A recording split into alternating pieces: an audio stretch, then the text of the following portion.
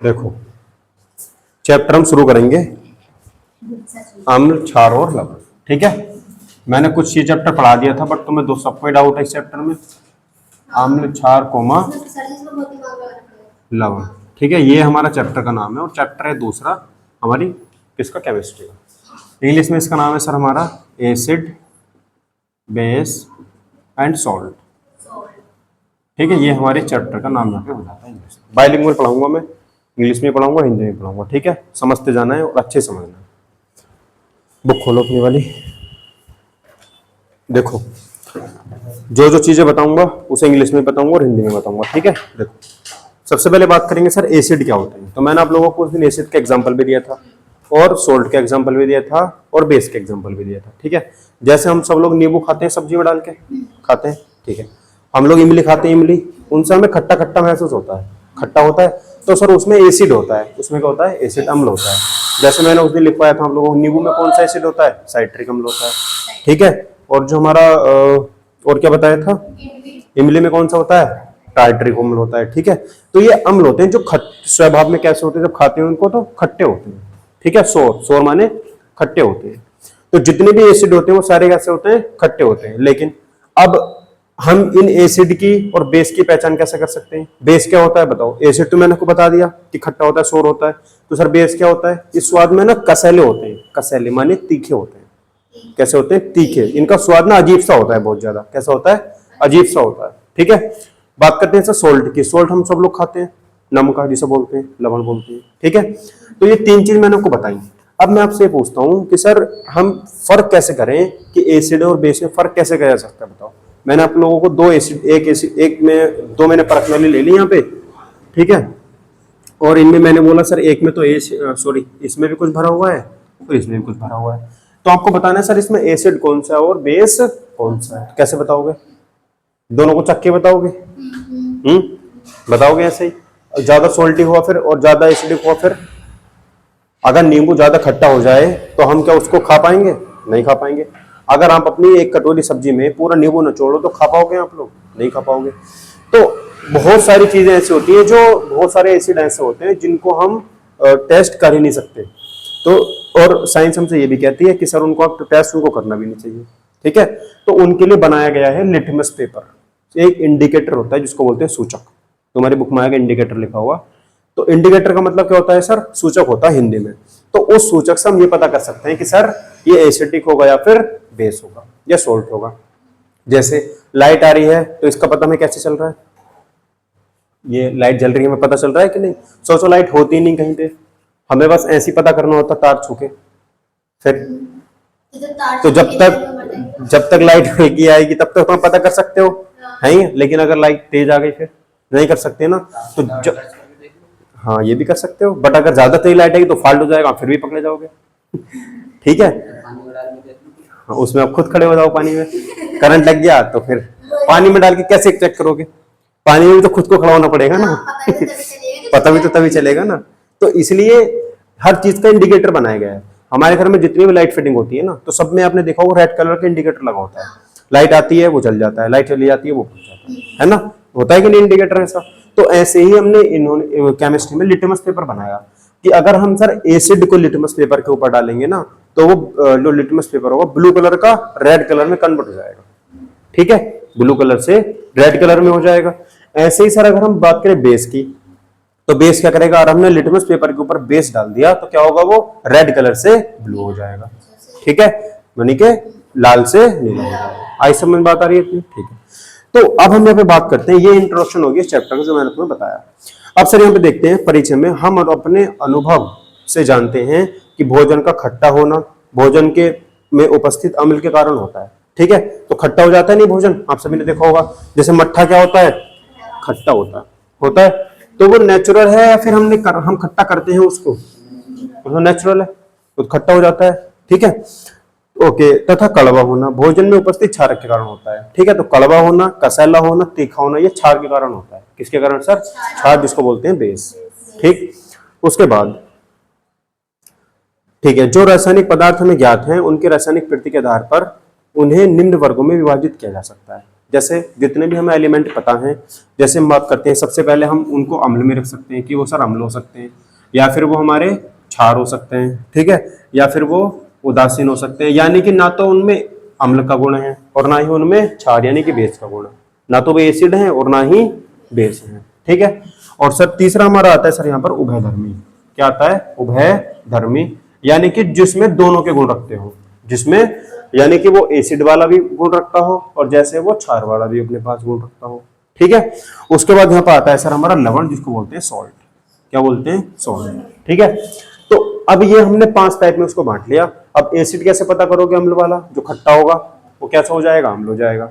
जो क्षार होगा, जो कड़वा होगा, वो क्षार हो जाएगा। जो दोनों में से कोई भी इनमें से गुण नहीं रखता होगा वो क्या होगा? उदासीन हो जाएगा। और जो दोनों गुण रखता होगा वो उभयधर्मी हो जाएगा। और जो सोल्ट होगा, नमक की तो हम सब खाते हैं, डेली लाइफ में उसका यूज है, तो वो लवण हो जाएगा।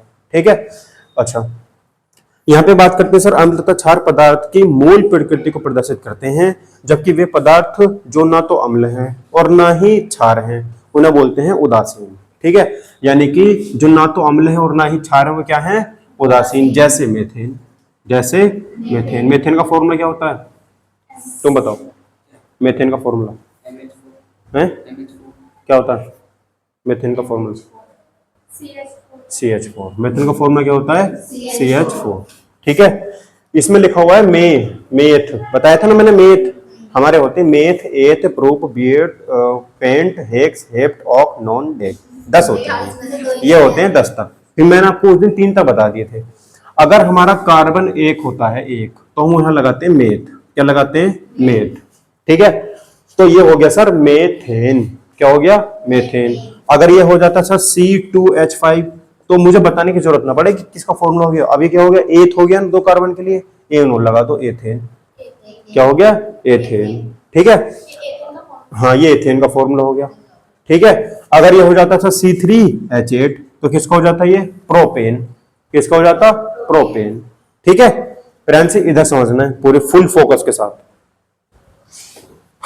उसके बाद ये देखो, ये लिखना इतना जरूरी नहीं था, तुम इधर समझो। तो जैसे उदासीन में कौन कौन आ गया सर? हमारा मेथेन, याद रखना है। उदासीन को बोलते हैं न्यूट्रल, जो बिल्कुल न्यूट्रल है, जिसमें ना एसिडिक हो, जो ना बेस वाला हो। ठीक है, तो उसमें क्या होगा सर हमारा? जैसे मेथेन एग्जांपल, सेम एग्जांपल तुम्हारी बुक में होगा। दूसरा यहाँ पर बात करते हैं सर, जैसे बेंजीन। क्या होगा? बेंजीन। बेंजीन भी क्या होगा हमारा? इसका ही एग्जांपल होगा, जो कि उदासीन होगा। ठीक है, न्यूट्रल होगा। उसके बाद में सर हमारा एक आता है टाइलून। क्या आता है? टाइलून। टाइलून भी किसका एग्जांपल है? हमारा उदासीन का ही एग्जांपल हो जाता है। टालुइन है वो, टाइलून नहीं है, टालुइन। ठीक है, आदि। समझ में आ गई बात? तो ये हमारे उदासीन के एग्जांपल हो गए। पूछूंगा मैं उदासीन के एग्जांपल क्या क्या है, तो मेथेन, बेंजीन और टालुइन। ठीक है, याद रखने ये। और ऐसा नहीं कि नामों को इंग्लिश में लिखना है। मेथेन को इंग्लिश में मेथेन ही बोलते हैं, बेंजीन को इंग्लिश में बेंजीन ही बोलते हैं, और टालुइन को इंग्लिश में टालुइन ही बोलते हैं। ठीक है, उसके बाद देखो यहां पर बात करते हैं सर, वे पदार्थ जो अम्ल तथा क्षार दोनों की तरह व्यवहार करते हैं। यानी कि अब तो ये वाले हमारे वो हो गए जिसमें क्या होता है, ये वो हो गए जिसमें हमारे केवल उदासीन होंगे, यानी कि न्यूट्रल होंगे। ठीक है, दूसरा अगर उभयधर्मी की बात करते हैं, यानी कि जिसमें दोनों के गुण हो, जिसमें एसिड भी हो और वो बेस भी हो। वो कैसे होंगे सर? यानी कि वे पदार्थ जो अम्ल तथा क्षार दोनों की तरह व्यवहार करते हैं उन्हें उभयधर्मी बोलते हैं। जैसे कि हमारा एक हो गया H2O। अब ये बताओ, अगर मैं H2O है यानी कि जल है, तो अगर मैं इसमें एसिड मिलाऊंगा तो कैसा हो जाएगा? वो एसिडिक हो जाएगा। पानी में नींबू निचोड़ दो तो क्या हो जाएगा? वो खट्टा हो जाएगा। अच्छा, क्षार, इसमें कुछ खट्टा मिला दो पानी में, जैसे हम इमली होती है, इमली में पानी मिला देते तो खट्टा हो जाती है कि नहीं हो जाती? वो तो कैसी हो जाएगी? क्षारीय हो जाएगी। ठीक है, यानी कि बेसिक हो जाएगी। तो आप इस पानी में कुछ भी मिला दो तो वो एसिड भी हो सकता है और वो बेस भी हो सकता है, क्षार भी हो सकता है। समझ में आगे बात इतनी? ठीक। उसके बाद देखो इन्हें बोलते हैं उभयधर्मी। तो एग्जांपल याद रखने, यानी कि उदासीन के एग्जांपल क्या क्या हो गए? CH4, बेंजीन और टालुइन। ऐसे उभयधर्मी के एग्जांपल H2O। ठीक है, उसके बाद देखो, अम्ल तथा क्षार को परिभाषित करने के लिए कई अवधारणाएं प्रस्तुत की गई हैं, जिनमें से प्रत्येक का अपना एक महत्व है। प्रत्येक परिभाषा किसी पदार्थ के अम्ल तथा क्षार गुण को तो परिभाषित करती है, किंतु इनमें से किसी भी सभी पदार्थों पर लागू नहीं हो सकती। इस अध्याय में हम अम्ल व क्षारकों की अभिक्रियाओं के विषय में अध्ययन करेंगे। ठीक है, देखो अब देखते हैं यहाँ पर इनके रासायनिक गुणधर्म क्या होते हैं। तो इसमें सबसे इंपोर्टेंट जो है हमारा वो आर्हेनियस का सिद्धांत आता है। किसका? आर्हेनियस का। सामान्यतः अम्ल खट्टे पाए जाते हैं। ठीक है, तो हम प्रॉपर्टी लिखते जाएंगे। अम्ल कैसे होते हैं सर? हमारे जो अम्ल होते हैं वो कैसे होते हैं? खट्टे होते हैं। कैसे होते हैं? खट्टे, यानी कि सोर। क्या होते हैं? सोर। ठीक है, उसके बाद प्राचीन काल में अम्लों की पहचान उनके खट्टे स्वाद तथा लिटमस के प्रभाव से की जाती थी। तो लिटमस पेपर मैंने भी बताया कि लिटमस पेपर से उनकी पहचान की जाती थी। ठीक है, ओके। उस समय सिरका ही ऐसा अम्लीय पदार्थ था जिससे लोग परिचित थे। तो ठीक है, तो अब सिरका हम आज भी खाते हो, सिरका खाया जाता है। सिरका आज भी गांव में जाओगे तो सिरका वहां पे भी खाया जाता है। तो जो सिरका होता है ना वो सर खट्टा होता है। क्या होता है? खट्टा होता है। तो जब लोग सिरके को खाते थे तो पता लगा लेते सर इसमें अम्लीय है। ये क्या है? ये अम्लीय है, तो खट्टा है वो। तो इसका अम्ल का एग्जाम्पल क्या होगा? जैसे खट्टा है तो क्या होगा सर? सिरका। क्या हो जाएगा? सिरका। प्राचीन काल में किससे पहचान करते थे? सिरके से और लिटमस पेपर से। किससे सर? लिटमस पेपर से। ठीक है, दो चीज याद रखोगे। ठीक है, उसके बाद देखेंगे सर, नींबू, इमली तथा सिरका का स्वाद खट्टा होता है। तो मैंने बताया था नींबू में साइट्रिक अम्ल, इमली में टार्ट्रिक अम्ल होता है, और सिरके में कौन सा होता है? एसिटिक अम्ल।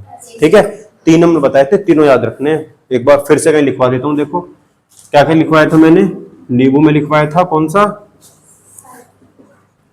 नींबू में लिख लो साइट्रिक अम्ल, अभी आगे आएगा। ठीक है, इसे सिट्रिक अम्ल बोल देते हैं कई बार, सिट्रिक अम्ल। ठीक है, और इमली जो होती है हमारी उसमें क्या लिखवाया था मैंने? क्या लिखवाया?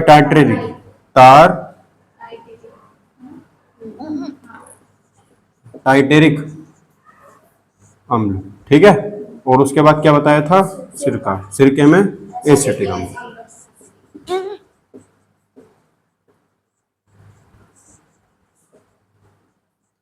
समझ गए इतनी बात? ठीक है,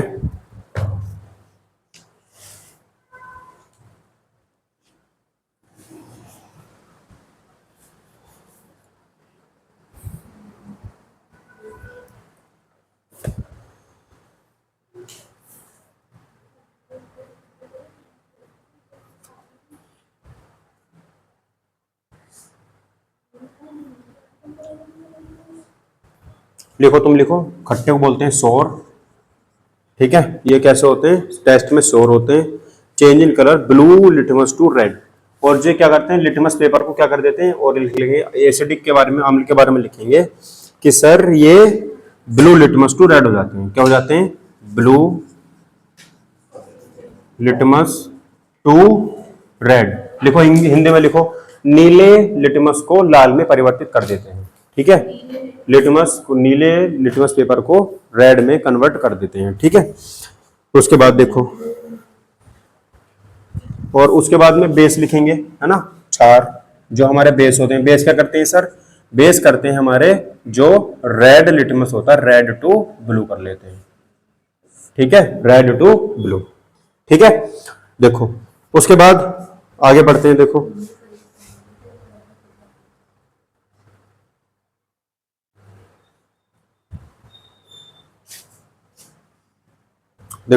एक एग्जांपल समझो। हो गया? इतना भी लिखना नहीं है, सब तुम्हारी बुक में से तो लिखूंगा मैं। देखो एक एग्जांपल समझो। जैसे एक एग्जांपल मैं आपको बताता हूं कि हैव यू नोटिस, क्या तुमने कभी नोटिस करा है? इधर देख लो, इधर रो भी बंद करो लिखना। Have you noticed then a stain of curry on a white cloth becomes reddish brown. जब आप लोग कड़ी बनाते हो घर पे, कैसे कलर की होती है वो? येलो कलर की। जब वो एक व्हाइट क्लॉथ पर गिर जाती है तो कैसा कलर हो जाता है उसका? Reddish brown. कैसा हो जाता है? रेडिश ब्राउन उसका कलर हो जाता है। ठीक है, ठीक है सर। अब वो रेडिश ब्राउन हो गया, अब आपने उसको धो दिया, क्या कर दिया? धुल दिया, तो उसका कलर फिर से कैसा हो जाएगा? येलो कलर का। अगर वो पूरी तरीके से साफ नहीं हुई तो कैसे हो जाएगी? फिर से येलो हो जाएगी। देखा है कभी ऐसा? होगा, ऐसा ही होता है।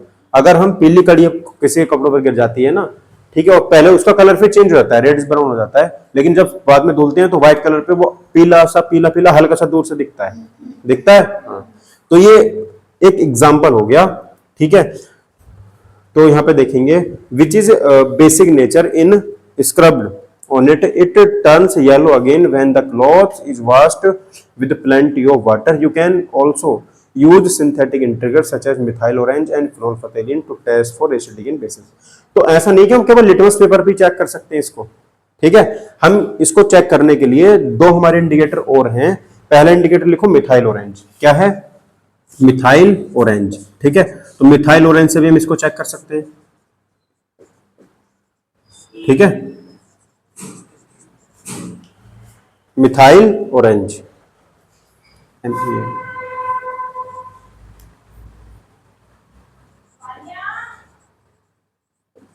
ठीक है।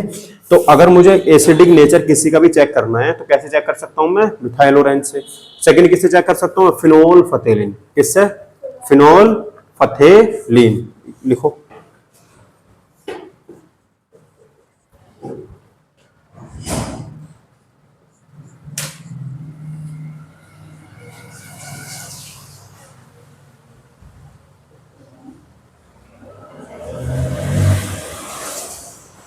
लिखो फिनोल फथेलिन, ठीक है, फिनोल फथेलिन से भी आप उसको चेक कर सकते हो। तो मैंने आपको तीन चीजें बता दी, कौन कौन सी।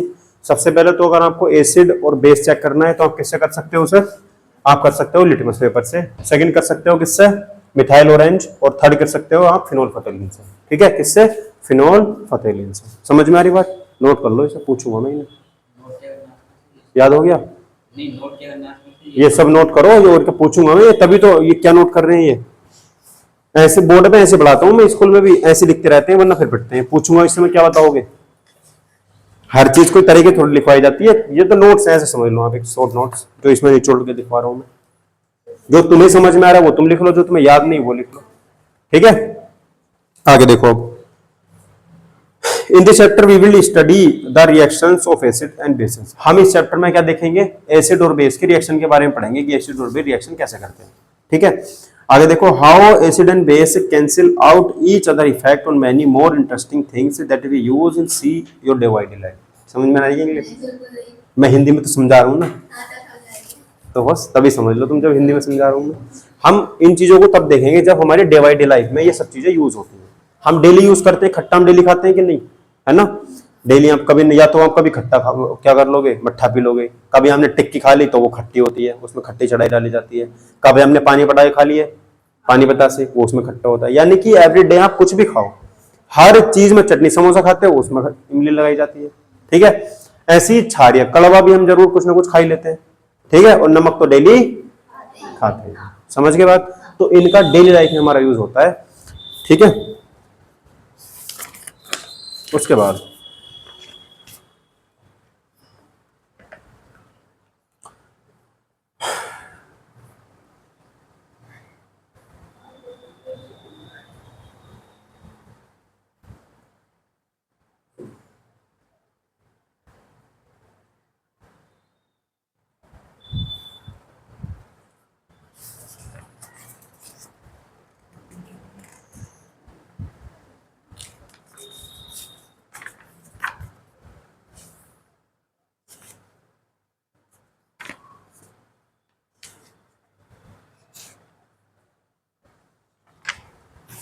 देखो, अब यहां पर एक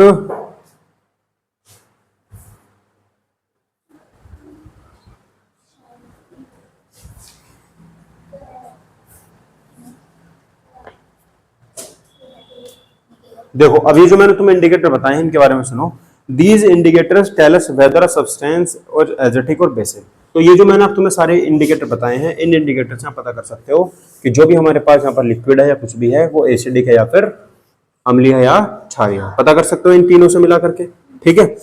उसके बाद है सर यहाँ पर कि there are some substances whose order changes in acidic और basic media, there are called olfactory indicators. Let us try out some of these indicators. देखो, एक्टिविटीज बहुत है, ये एनसीईआरटी, तो एनसीईआरटी में एक्टिविटीज बहुत ज्यादा होती हैं, तो इसमें भी एक्टिविटीज है। जैसे कि अब हमारा देखो, which of these vanilla, onion and clove can be used as olfactory indicators in the basis of observations. तो देखो, जैसे कि यहाँ पर हम देख लेते हैं कुछ एक्टिविटी के बारे में, पढ़ानी है नहीं पढ़ानी है।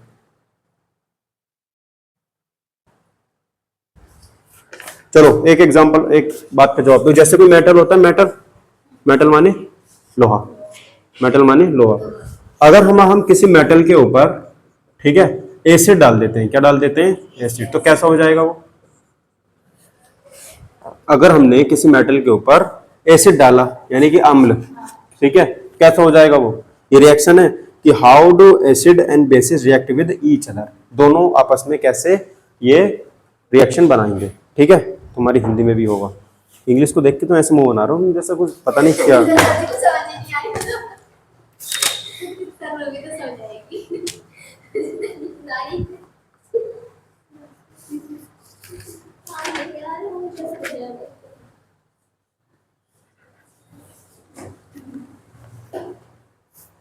ठीक है चलो कोई नहीं, नहीं आ रहा तो देखो, अब यहाँ पे देखो, है ना, चीजों के बारे में देखो। ये जो है, इसको मिटा देता हूं मैं, ये नोट सब देख लिया था ना, समझ में आ गया था सब।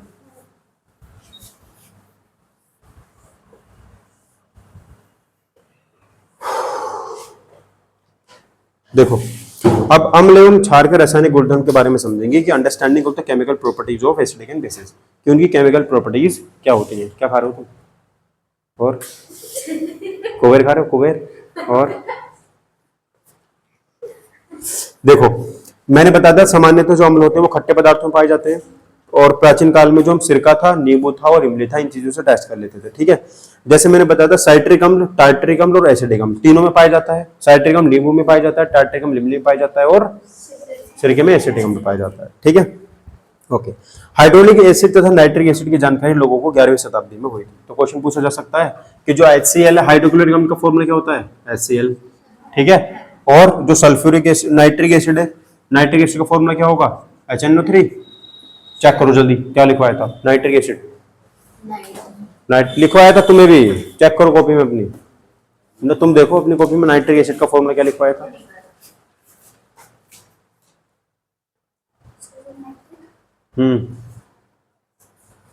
नाइट्रिक अम्ल,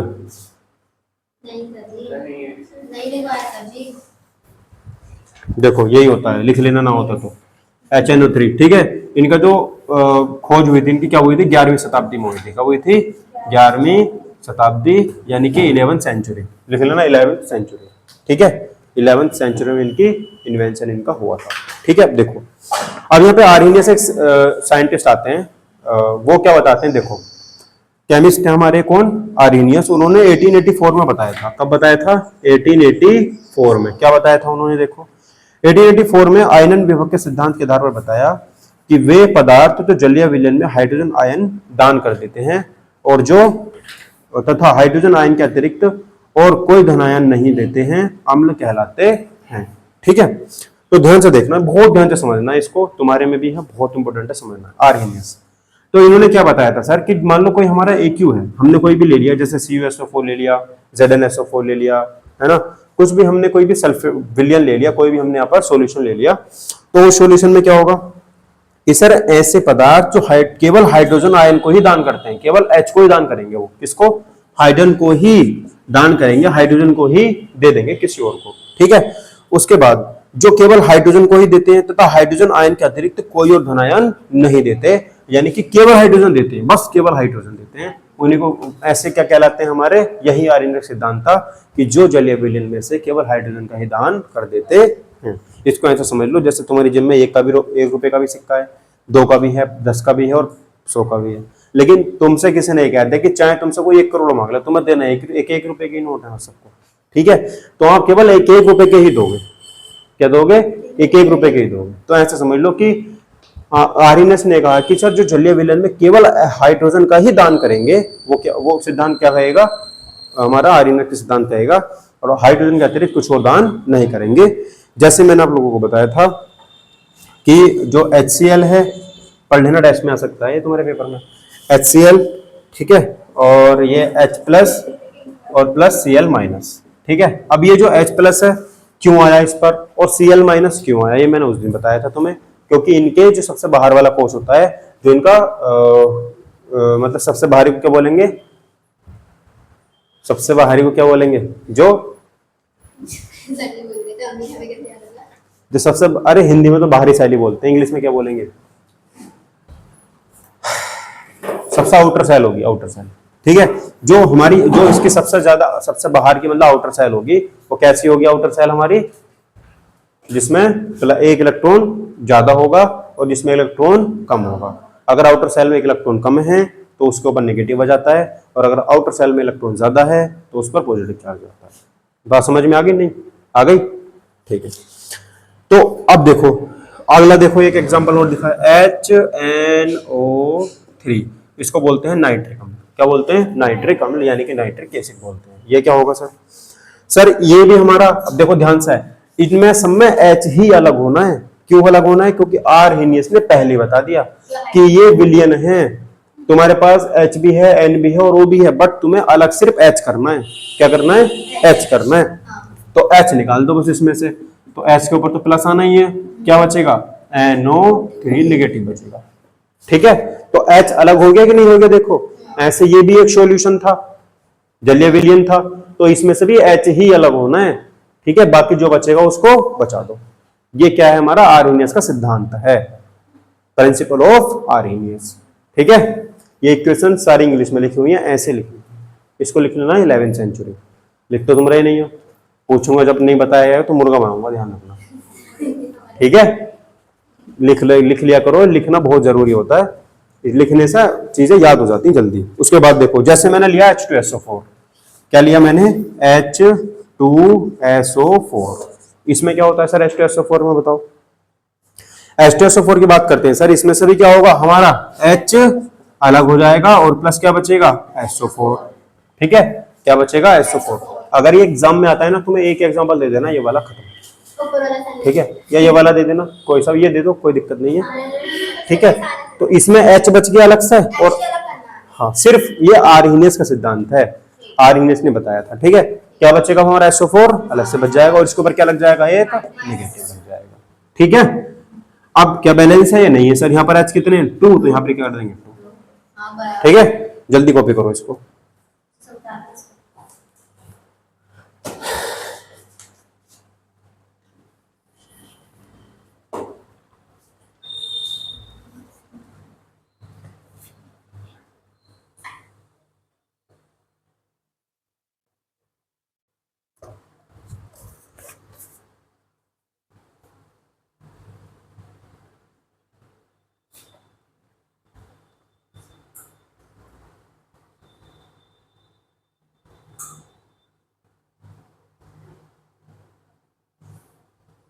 हो गया, ठीक है। समझ में आ रहा है, लगे कोई दिक्कत परेशानी नहीं, चलो मिटा दो इसको। देखो आगे समझो, आगे क्या लिखा हुआ है, ध्यान से एक एक लाइन पढ़ा रहा हूं मैं तुम्हें, ठीक है, एक एक लाइन देखो। आगे लिखा हुआ है सर, किंतु हाइड्रोजन आयन, इसमें एक एग्जांपल और रहेगा जो मैंने छोड़ दिया, वो एग्जांपल है CH3COOH, उसमें भी तुम्हें कुछ नहीं करना है, उसमें भी हमारा H अलग बच जाएगा और CH3COOH अलग बचा देंगे, ठीक है। आगे लिखा हुआ है, हार्ड नहीं है, इजी है बहुत। देखो, किंतु हाइड्रोजन आयन जलीय विलयन में स्वतंत्र रूप में नहीं रह सकते। लेकिन अब ये पता क्या कह रहा है, ये कह रहे हैं सर कि आपने HCl से H को अलग तो कर दिया, यहाँ पर आपने H2SO4 से H को अलग तो कर दिया, यहाँ पर भी आपने H अलग कर दिया, लेकिन ये कह रहा है H अकेला रह ही नहीं सकता, हाइड्रोजन गैस अकेली रह ही नहीं सकती, ऐसा तो कह रहा है ये कह रहा है सर जलीय विलयन में हाइड्रोजन स्वतंत्र रूप में नहीं रह सकता, अतः यह जल के अणु से संयोग करके हाइड्रोनियम आयन बनाता है। तो फिर जब ये अकेला नहीं रह सकता तो किसको ढूंढेगा ना, कि हाँ मुझे कोई मिल जाए मेरे साथ में। तो अब एक बात बताओ कि सर ये जलीय विलयन में है, इधर ही हमारा कैसा विलयन है, सॉल्यूशन कैसा बोलते हैं, सॉल्यूशन इसको बोलते, जब हम मिला देते हैं किसी भी चीज को, है ना। और ज्यादातर केमिस्ट्री में लैब में होता है चीजें, लैब में हमेशा केमिकल ही होते हैं, और केमिकल कैसे होते हैं, लिक्विड, तो इसलिए उसको हम जलीय फॉर्म बोल देते हैं, जलीय जिसमें जल होता है, ठीक है, यानी कि वाटर वाली फॉर्म। तो सर एक बात बताओ, जब इसमें पहले से पानी है और हमने इसको तोड़ दिया तो H अलग बच गया और क्लोरीन अलग बच गया, तो एक बात बताओ कि पहले से यहाँ इसमें भी पानी है कि नहीं, इसमें भी पानी है, जलीय विलयन है। तो सर ये जब पानी के साथ हाइड्रोजन गैस रिएक्शन करती है ना, तो क्या बना देती है, हाइड्रोनियम बना देती है। क्या बना देती है, हाइड्रोनियम, जिसका फॉर्मूला होता है H3O। देखो H2O तो पहले सही है, पानी पहले सही है, उसमें एक H ये वाला और मिल जाता है, तो इसलिए क्या हो जाता है, वो 3 हो जाता है। तो यही फॉर्मूला होता है हाइड्रोनियम का। पहले तो लिखो फॉर्मूला हाइड्रोनियम का, उसके बाद इक्वेशन लिखना है। फॉर्मूला लिखो एक हाइड्रोनियम का।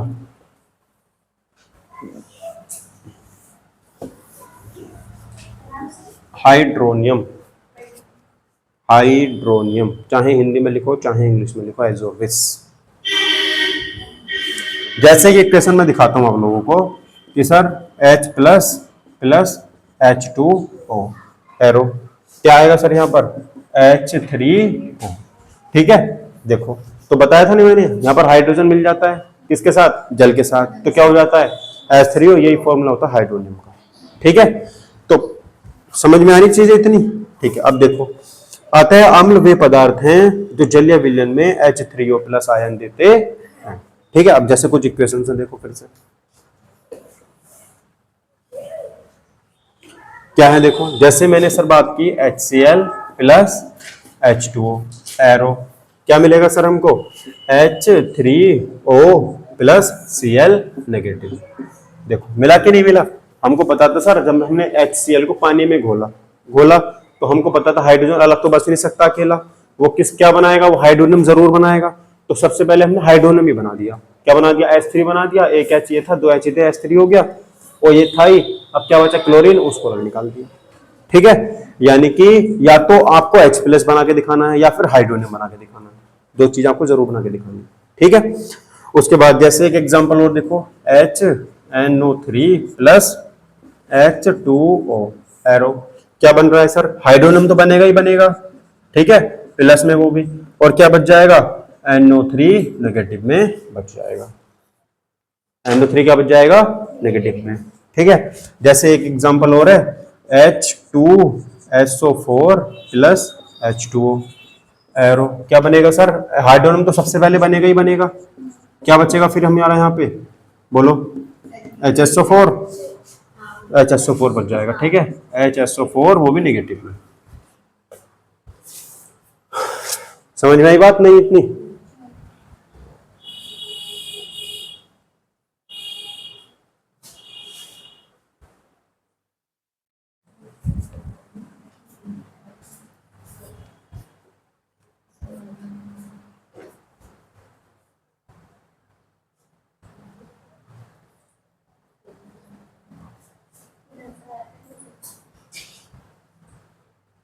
ठीक है, आगे देखो, आगे लिखा हुआ है सर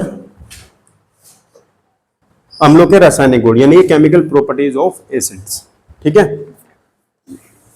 जितना मैं बोर्ड में बता रहा हूं ना, फिलहाल इतना समझो, तुम्हारी बुक लाइन टू लाइन पढ़ाऊंगा। ठीक है, जो तुम्हारी बुक में जितना लिखा हुआ है ना, उससे इसमें 3 गुना लिखा हुआ है। तुम्हारी बुक में जितना उससे 3 गुना है इसमें लिखा हुआ, यानी कि वो एनसीईआरटी है प्योर, और ये क्या है, एक साइड बुक है, और साइड बुक में ज्यादा ही होता है हमेशा।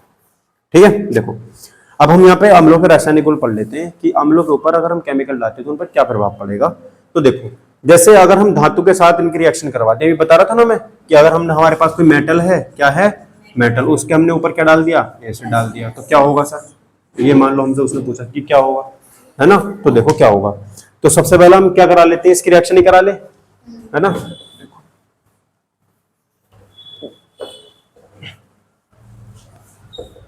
जिसको भी जाके समझ में ना आए सीधा डालना है यूट्यूब पे GRC क्लासेस। ठीक है, ठीक, वो तो मेरा गवर्नमेंट वाला है, उसी के जस्ट नीचे एक चैनल हो जाएगा GRC क्लासेस अकेडमी के नाम से, या मैं ग्रुप में लिंक डाल दूंगा उस चैनल का भी। उस पर जब तुम क्लिक करोगे तो तुम सर्च कर लेना GRC क्लासेस, उसी के नीचे दूसरा चैनल मिल जाएगा। ये तो मिल जाएगा ना, 5 के 12 तो मिल रहा है, उसी के नीचे तुम्हें दूसरा मिल जाएगा, मैंने लगाया नहीं, वो भी लगा दूंगा।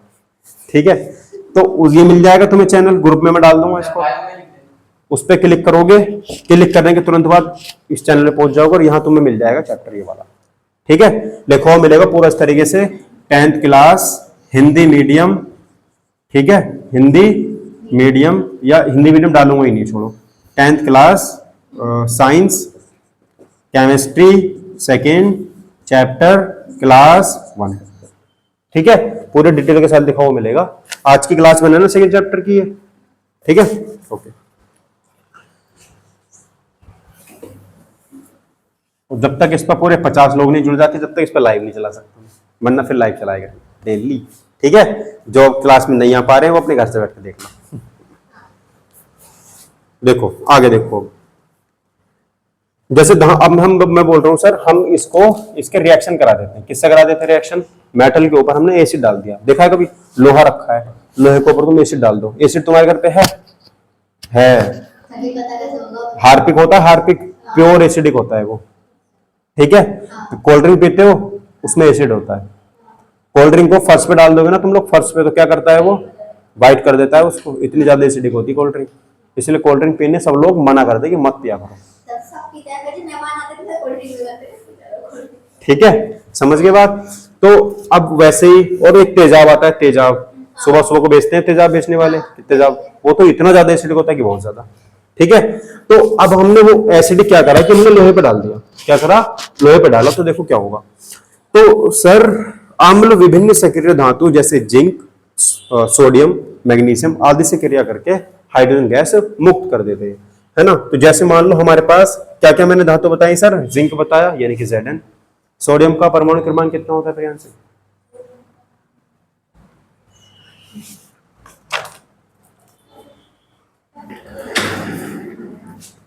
क्या सिर्फ मैं ही मेहनत करूंगा पढ़ाने में तुम्हें? कितना होता है? अरे इधर सोडियम का एटॉमिक नंबर 11 कितना होता है? 11। सोडियम का एटॉमिक नंबर 11 याद था। मैग्नीशियम का एटॉमिक नंबर कितना होता है बताओ? मैंने बोला था याद करके आना है, फॉर्मूला याद करके आए हो? इरादा क्या है? पापा तुम्हारे द्वारा ही आ सकते हैं, यहाँ पे आ सकते हैं ना। अब सोचो वो कितने तुम्हारा ध्यान रखते हैं कि तुम्हारी कोचिंग लगे हुए 2 दिन नहीं हो, तुम्हारी कोचिंग में आ गए थे कि पढ़ रहा है नहीं पढ़ रहा है। और तो दूसरी फिर कभी फिर खराब हो सकती है वो, कभी फिर वो काम पड़ सकता है, तो फिर आ सकते हैं वो, फिर पूछेंगे तो मैं क्या बताऊंगा उन्हें? तो मुझे रिश्वत तो तुम दे नहीं सकते कि सर रिश्वत लेकर मेरी पढ़ाई कर देना, ऐसा करके ऐसा करके, है कि नहीं? अरे मैं फोन करके बुला लूंगा, अक्षय से कह दूंगा, वो कह देगा तुम्हारे। तो फिर पढ़ क्यों नहीं रहे हो बताओ? एलिमेंट याद करने के लिए कितना टाइम हो गया दिया हुआ? 3। तो फिर क्यों नहीं हुआ अभी तक? और इंग्लिश में भी लिख के दे दी, पहले हिंदी में लिख के दिए थे, अब इंग्लिश में दे दी लिख के। फिर mg किसका होता है? हाँ, परमाणु क्रमांक कितना होता है? 12। ठीक है, कितना होता है? पोटेशियम का कितना होता है? नहीं, प्रियांश बताएगी। पोटेशियम का परमाणु क्रमांक कितना होता है? एकदम बताना होता है, याद नहीं करे? 15 तो फॉस्फोरस होता है। कितना होता है? 19 होता है। पोटेशियम का 19 होता है।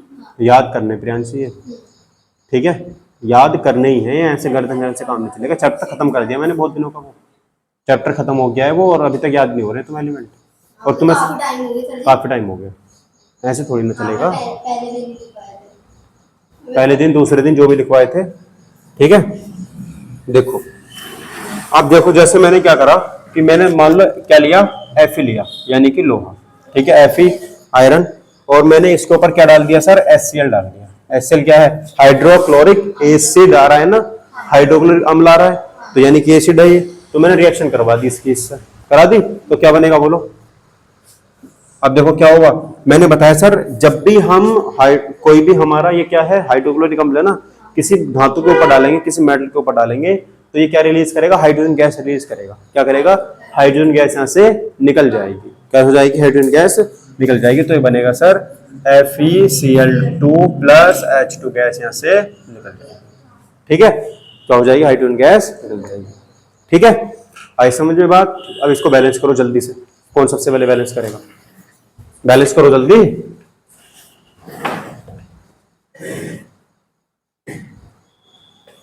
फीस तुम्हें कल को 500 को लेके आनी है। फीस सिस्टम जनरेटेड मैसेज पहुंचा तुम्हारे पास? व्हाट्सएप पे मैसेज पहुंचा? डियर पेरेंट्स इस करके गया होगा, डियर पेरेंट एंड स्टूडेंट, तुम्हारे पास भी नहीं पहुंचा?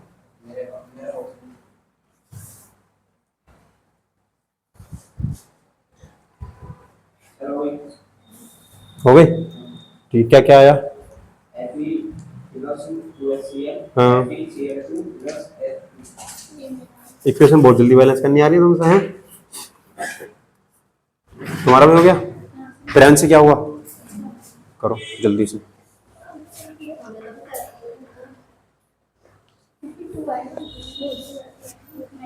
जल्दी करो।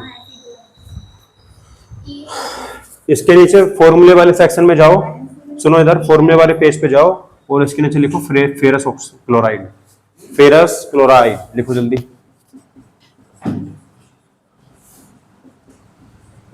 फेरस क्लोराइड लिखो।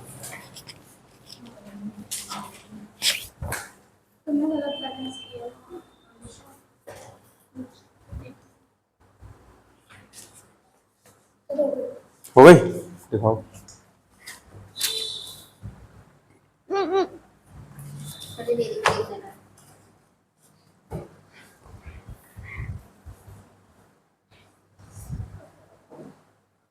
गलत है तुम्हारी। क्लोरीन 4 हो गए तुम्हारे यहाँ, 2 दूनी 4, ये 2 हो गए। दिखाना। 2 Fe हो गए, लेकिन यहाँ तो Fe एक ही है तुम्हारे। देखो कैसे करनी है। इधर हमारा Fe कितना है? 1। इधर भी कितना है Fe? 1। इधर हाइड्रोजन कितना है? अरे इधर 1 है, उधर है 2, तो इधर मुझे 2 करने पड़ेंगे, नहीं? हो गए 2, तो हाइड्रोजन हो गए सर 2। क्लोरीन कितने उधर? 2, इधर भी कितने हो गए? होगी बैलेंस। क्या था इसमें? कुछ था इसमें इक्वेशन बैलेंस करने के लिए? यहाँ पे Fe में 2 लग गया, नहीं वो लगाया है तुमने। मैंने लगाया है। ठीक है, समझ गए? देखो अब जैसे दूसरी इक्वेशन, ये मैं ध्यान रखना क्या पढ़ा रहा हूं मैं, जब मैं धातु की क्रिया इससे अम्ल से करा रहा हूं, ठीक है? या किसी धातु के ऊपर मैंने अम्ल डाल दिया, धातु के ऊपर मैंने अम्ल डाल दिया। दूसरा देखो, जैसे मैंने Zn लिया और Zn के ऊपर मैंने H2SO4 सल्फ्यूरिक एसिड, इसका नाम है सल्फ्यूरिक एसिड, सल्फ्यूरिक अम्ल लिखवाया था मैंने, ये सल्फ्यूरिक अम्ल लिखवाया था, फॉर्मूला लिखो तो, सल्फ्यूरिक अम्ल। तो क्या बनेगा सर? देखो हाइड्रोजन गैस तो निकल जाएगी यहाँ से, हाइड्रोजन गैस तो निकल गई, तो क्या बचेगा? हाइड्रोजन निकल गया तो जिंक आकर के SO4 से विलीन हो जाएगा और बन जाएगा जिंक सल्फेट, यानी कि ZnSO4।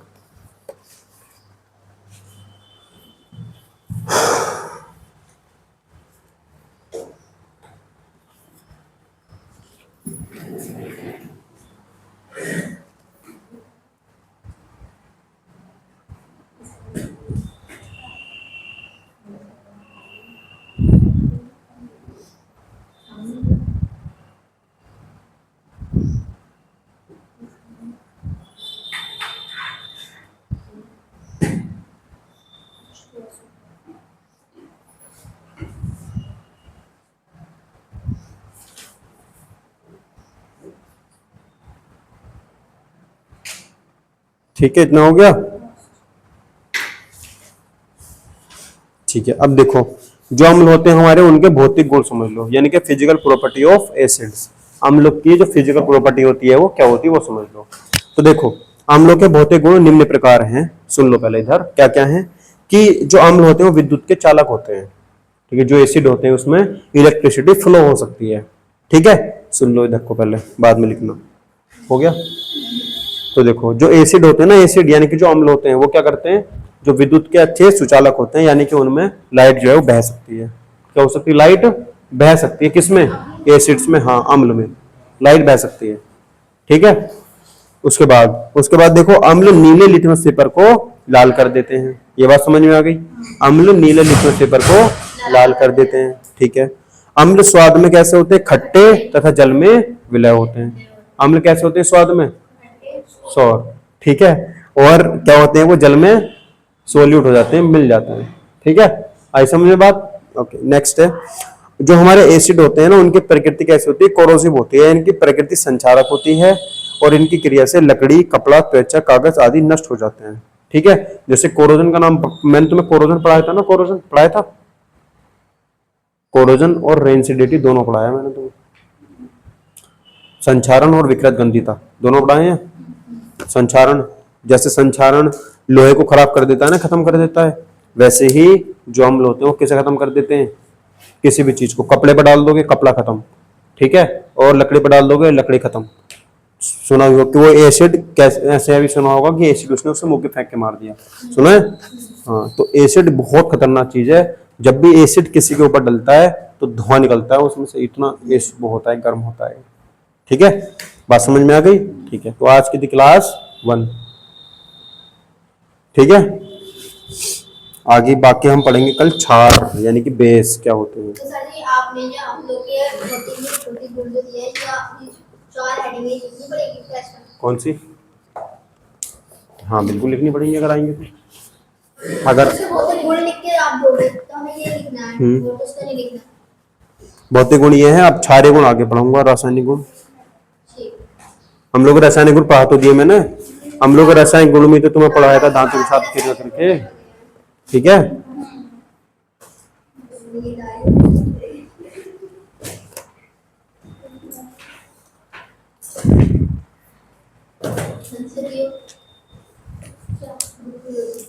जो मैंने घर से क्वेश्चन दिए थे हो गए वो मैथ के? क्यों नहीं हुए?